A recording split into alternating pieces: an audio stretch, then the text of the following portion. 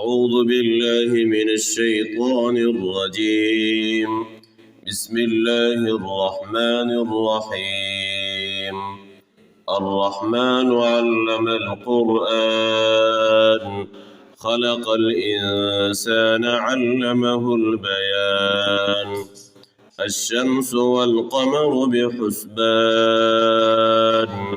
والنجم والشجر يسجدان والسماء رفعها ووضع الميزان ألا تطغوا في الميزان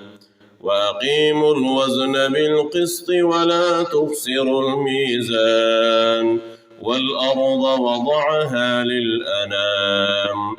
فيها فاكهة والنخل ذات الأكمام والحب ذو العصف والريحان فبأي آلاء ربكما تكذبان خلق الإنسان من صلصال كالفخار وخلق الجان من مارج من نار فبأي آلاء ربكما تكذبان رب المشرقين ورب المغربين فبأي آلاء ربكما تكذبان مرج البحرين يلتقيان بينهما برزخ لا يبغيان فبأي آلاء ربكما تكذبان يخرج منهما اللؤلؤ والمرجان فبأي آلاء ربكما تكذبان وله الجوار المنشآت في البحر كالأعلام فبأي آلاء ربكما تكذبان كل من عليها فان ويبقى وجه ربك ذو الجلال والإكرام فبأي آلاء ربكما تكذبان يسأله من في السماوات والأرض كل يوم هو في شأن فبأي آلاء ربكما تكذبان سنفرغ لكم أيها الثقلان فبأي آلاء ربكما تكذبان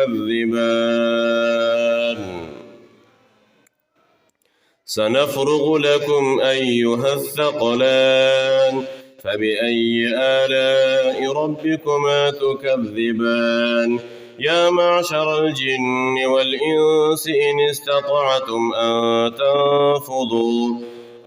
تنفضوا من أقطار السماوات والأرض فانفضوا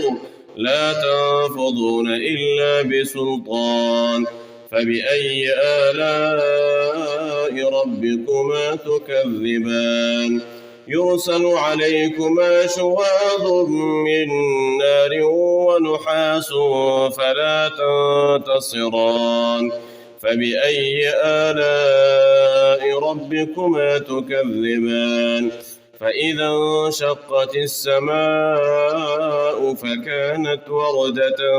كالدهان فبأي آلاء ربكما تكذبان فيومئذ لا يسأل عن ذنبه إنس ولا جان فبأي آلاء ربكما تكذبان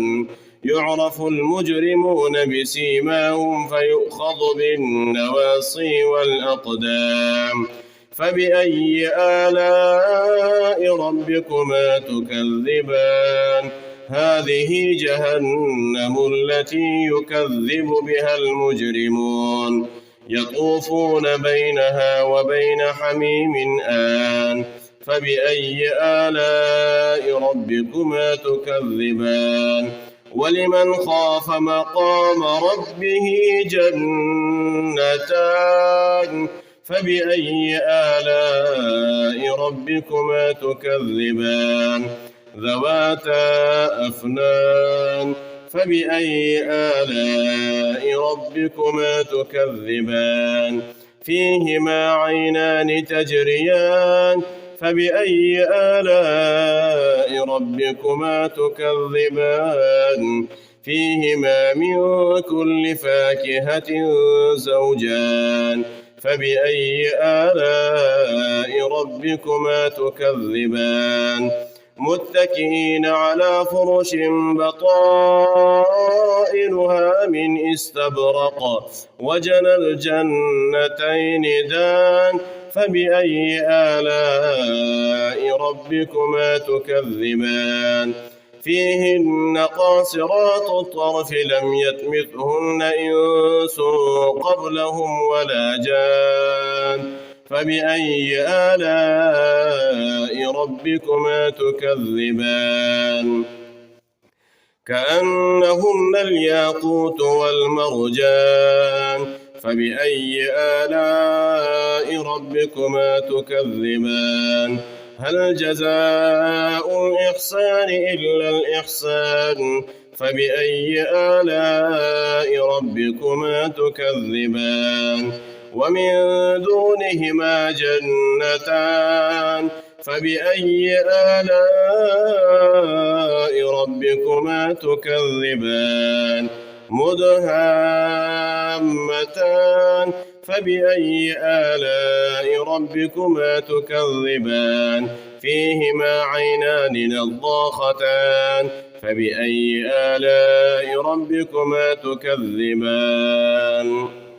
فيهما فاكهة ونخل والرمان فبأي آلاء ربكما تكذبان حور مقصورات